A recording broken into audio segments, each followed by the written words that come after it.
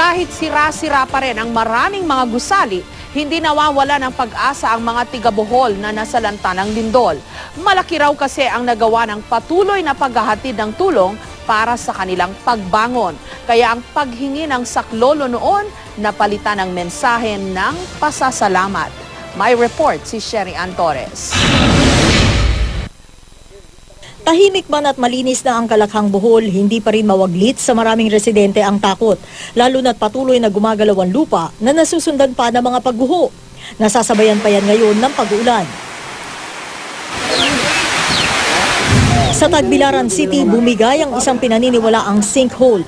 Ang bakod nga ng bahay malapit dito, unti-unti nang nilalamon ng lupa. Kinamay ng tingog sa likod ng tickets no pagtanaw sa tubangan kay nangahugno man. Maliban sa peligro na epekto ng lindol at sama ng panahon, pangamba ng ilang Boholano ngayon na lamunin ng kanilang takot ang lakas nila para muling bumangon mula sa trahedya.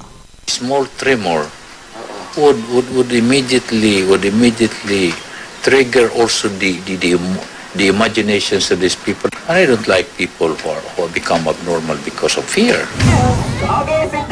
Pero tila likas ngang matatag ang mga Boholano. Ang mga bata na inakalang na-trauma sa lindol, heto't malulutong pa rin ang tawa. Kahit pabitak-bitak, sira-sira at pira-piraso na ang binalikan nilang silid-aralan ngayong araw. Ang mga bata sa Maribohok sa tent muna nagklase. Tila malayo na sa kanilang isipan ang trahedyang nagpatumba sa kanilang eskwelahan at mga tahanan. Malaking tulong sa pagbangon ng mga Boholano ang kabi-kabilang stress debriefing at walang humpay na pagdating ng tulong. Kaya kung dati mga mensahe ng paghingi ng saklolo ang ipinaparating nila, ngayon napalitan na ito ng mga mensahe ng pasasalamat. Ang salitang help, napalitan na ng TY o thank you.